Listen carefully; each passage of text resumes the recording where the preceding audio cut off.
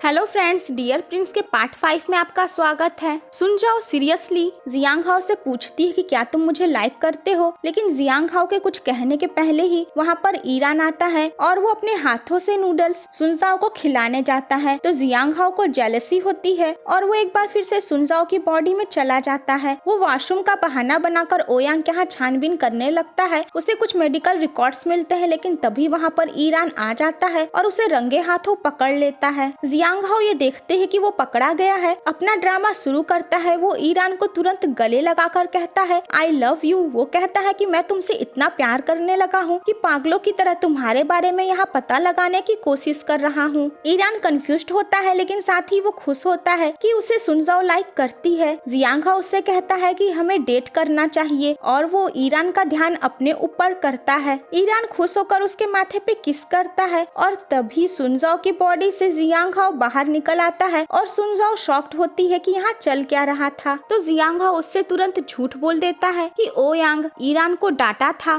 तो मैं तुम्हारी ही वजह से उसे कंसोल कर रहा था। सुनजाओ सोचती है ईरान अपसेट है तो वो उसे चीयर अप करती है। साथ में सुनजाओ कहती है कि वो चाहती है कि वो पर्सन मुझे ऑनेस्टली जवाब दे जिससे मैं जवाब चाहती हूँ। वो ये बात जियांग हाओ के कन्फेशन को लेकर कहती है और ईरान सोचता है कि वो उसके कन्फेशन की बात कर रही है। तो ईरान सुनजाओ से साफ साफ कहने जाता है कि वो उससे प्यार करता है और वो उसके साथ डेट करना चाहता है। लेकिन जैसे ही ईरान ये बोलता है वैसे ही जियांग हाओ भी सामने आकर सुनजाओ से आई लव यू कह देता है और सुनजाओ जियांग हाओ के मुंह से आई लव यू सुनकर खुश हो जाती है और उसके बाद जियांग हाओ उसे वहाँ से लेकर चला आता है। और इस तरीके से बेचारी सुनजाओ को ये बात पता चल ही नहीं पाती है कि जियांग हाओ उसकी बॉडी में रहकर ईरान से डेटिंग का चक्कर चला रहा है। तो घर पे सुनजाओ काफी ज्यादा खुश रहती है। वो भी शर्माते हुए जियांग हाओ से अपने प्यार का इजहार करती है। वो कहती है कि जियांग हाओ जब भी उसकी मदद करता है और हमेशा उसका साथ देता है तो इसीलिए वो उसे लाइक करने लगी है। वो उससे पूछती है कि तुम मुझसे प्यार क्यों करते हो, तो वो कहता है जहाँ रीजन होता है वहाँ प्यार कहाँ होता है। तो नेक्स्ट मॉर्निंग ईरान आता है सुनजाओ से मिलने के लिए। सुनजाओ कंफ्यूज होती है कि ईरान उससे मिलने क्यों आया है। तो जियांग हाओ सुनजाओ की बॉडी को कंट्रोल कर लेता है और वो उसके बाद ईरान के साथ डेट पर जाता है। तो वो ईरान के घर जाना चाहता है जो कि एक्चुअली में ओयांग का घर था, ताकि वो वहाँ पर छानबीन कर सके। लेकिन ईरान उसे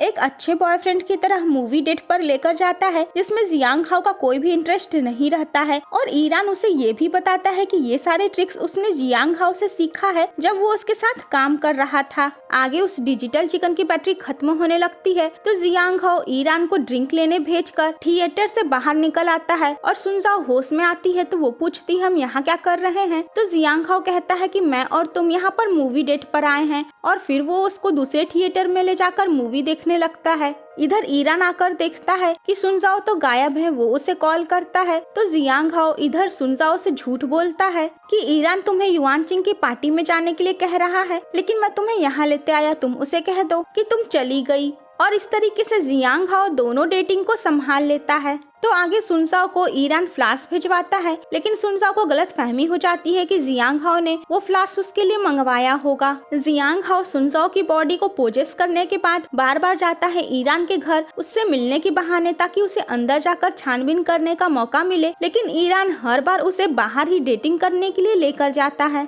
वो उसे ढेर सारी शॉपिंग करवाता है। तो सुनजाओ होश में आती है तो उसे लगता है जियांग हाओ ने ये सारी शॉपिंग की है। तो सुनजाओ जियांग हाओ से कहती है कि जब वो उसकी बॉडी को कंट्रोल कर लेता है तो वो अंदर अकेले लॉक हो जाती है और अकेलापन फील करती है। तो जियांग हाओ कहता है कि वो उससे प्यार करता है, लेकिन न वो उसका हाथ पकड़ सकता है न ही वो उससे गले मिल सकता है और वो खुद को अकेला फील करता है। तो सुनजाओ उससे सॉरी कहती है। तो आगे जियांग हाओ ओयांग के घर की छानबीन फाइनली करता है, लेकिन उसे वहाँ कुछ मिलता नहीं है। उसे शक होता है कि ओयांग ने अपने ऑफिस में जरूर कोई न कोई सबूत रखा ही होगा, बट उसके ऑफिस के लॉकर की तो वो हमेशा अपने पास रखता है। और इसीलिए जब ईरान उसे ऑफर करता है कि वो साथ में पार्टी में चले तो वो मान जाता है, ताकि वो मौका देखकर ओयांग के पास से वो चाबी ले सके। तो जियांग हाओ पहले ही सुनजाओ के साथ उस पार्टी में जाता है और वो उसके साथ डांस करता है और आगे उसकी बॉडी को कंट्रोल कर लेता है। फिर आगे वो ईरान के साथ वहाँ पर रहता है और मौका देखते ही वो ओयांग के साथ डांस करता है और उसके पॉकेट से चाबी को निकाल लेता है। जियांग हाओ ओयांग के ऑफिस में जाकर छानबीन करता है, लेकिन वहाँ पर ओयांग पहुँच जाता है क्योंकि उसे पहले ही उसके ऊपर शक हो गया था।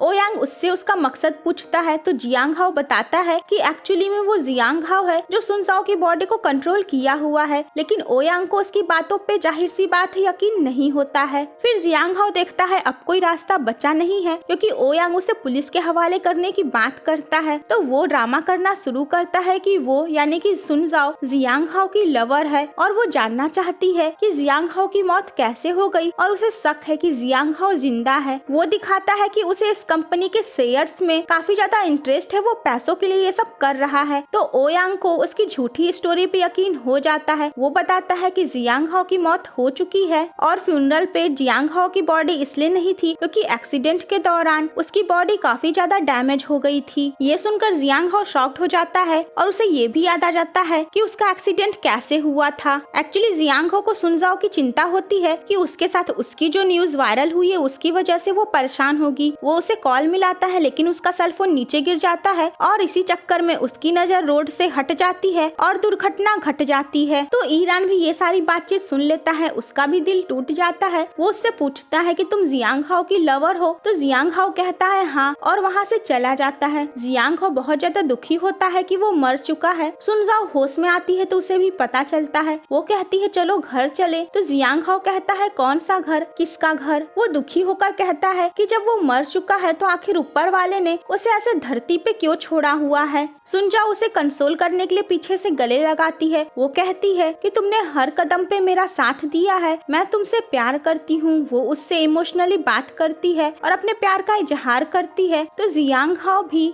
इमोशनल होता है और वो बीच में थम रख कर उसको किस करता है ताकि वो उसकी बॉडी को कंट्रोल न कर पाए। तो आगे सुनजाओ उससे कहती है कि तुम डिप्रेस मत हो, उसके डिजिटल चिकन में प्रॉब्लम रहती है। तो वो रिपेयर शॉप पे उसे रिपेयर करवाने लेकर जाती है और शॉपकीपर कहता है कि 2 दिन के लिए तुम इस चिकन को मेरे पास ही छोड़ दो, और इस तरीके से जियांग हाओ 2 दिन के लिए वहीं पर रह जाता है। तो आगे सुनजाओ शूटिंग पे जाती है। उसे पता चलता है कि ईरान कहीं गायब हो गया है, उसका कुछ भी अता पता नहीं है। तो उसे लगता है कि वो अपने सीनियर के वर्कशॉप पे होगा। वो वहाँ पर जाती है। ईरान उससे दुखी होकर कहता है तुम यहाँ क्या कर रही हो, पहले तुमने कहा कि तुम मेरी फैन हो, उसके बाद तुम मेरी गर्लफ्रेंड बनी, लेकिन फिर तुमने कहा कि तुमने सिर्फ मेरा इस्तेमाल किया है। और इस तरीके से सुनजाओ को पता चल जाता है कि जियांग हाओ ने उसकी बॉडी का इस्तेमाल किया ईरान के साथ झूठ मूठ का डेट करने के लिए। वो काफी ज्यादा दुखी होती है। वो अपनी मॉम से बात करती है तो उसे ये भी पता चलता है कि जियांग हाओ से उनका झगड़ा हो गया था और वो काफी ज्यादा नाराज होती हैं। तो सुनजाओ और भी ज्यादा दुखी होती है कि जियांग हाओ ने उसकी बॉडी का गलत तरीके से इस्तेमाल किया है। आगे सुनजाओ उस डिजिटल चिकन को वापस ले आती है और उसके बाद वो जियांग हाओ से रोती है और कहती है कि तुमने ऐसा क्यों किया, मैंने तुम्हें अपना दिल दिया और तुमने मुझे केवल इस्तेमाल किया। तो जियांग हाओ देखता है कि उसका हाथ गायब हो रहा है। वो उससे झूठ बोलता है कि हाँ मैंने सिर्फ तुम्हारा इस्तेमाल किया है और तुम्हारा प्यार एक तरफा था। और ये सब सुनकर सुनजाओ और भी ज्यादा दुखी होती है, लेकिन जियांग हाओ तो सच में सुनजाओ से प्यार करने लगा था।